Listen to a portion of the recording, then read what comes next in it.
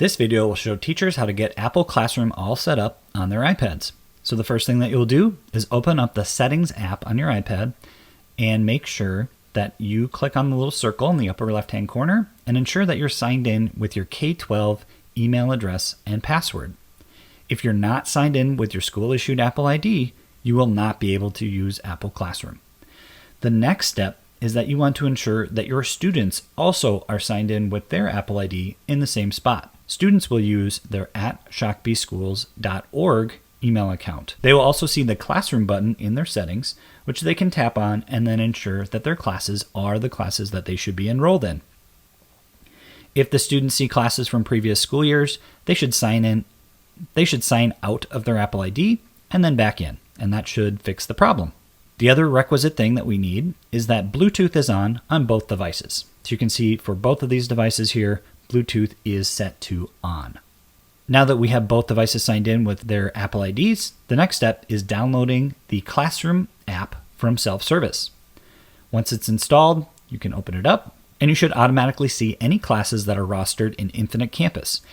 If you have classes that are not rostered in Infinite Campus, such as if you're an intervention teacher, you will want to create your classes manually. We'll have a separate video on how to create your own class. This video will show you how to use a class that is synced with Infinite Campus.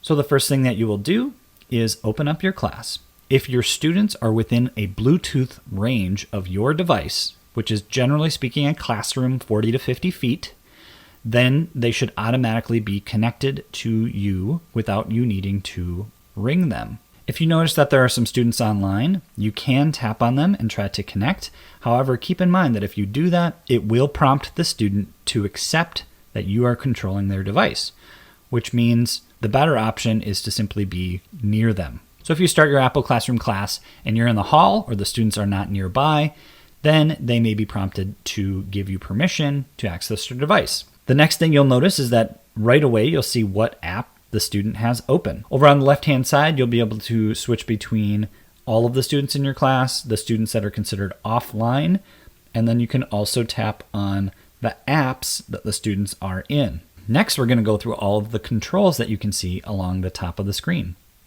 First, we're going to click on the little squares that are layered up right here. And then what you see is different apps that you and the student have on your devices. So if you want students to open up the ClassLink app, you can tap on it to open it. Additionally, if you want to lock students in that app, first check the box to lock them in the app, and then tap on the app you want to open. All of the students in your class should automatically have that app open on their device, and the students will not be able to exit that app. The next button over is the Safari icon. If you tap on it, what you can do is you can pull up links that are bookmarked on your iPad. Quite frankly, I don't find this super helpful, but you can lock students into Safari. Just keep in mind that they can always open up another tab. The next button over is grayed out, so we'll skip over that. There is a button with 4 circles. We'll tap on that, and what it does is it gives you a little preview of what your students have on their screens. So you get a little tiny screen that you can tap on, and then you can, if you want, tap on an individual student and see what they have open on their iPad. The next button over is that eye with the line through it. When you tap on that, it'll put all the students back to their home screen.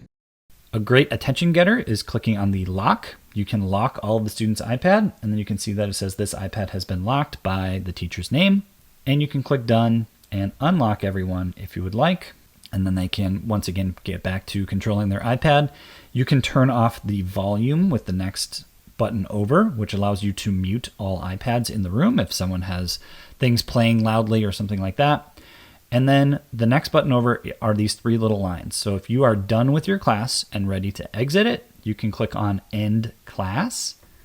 And then what it does is it gives you a summary of the apps that were used during class. So if you weren't carefully monitoring students while they're using Apple Classroom, you would be able to see any of the apps that they opened and used during the time that you had Apple Classroom open. I'm going to open up that class one more time and just show you a couple more things. When you tap on an individual student, you can do many of those same controls.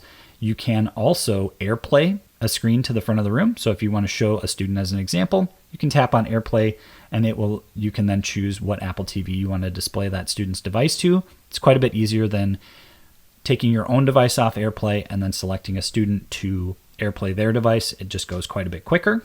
And the last feature I'll point out is the Groups feature. So in the lower left-hand corner, you can click on New Group and give it a name.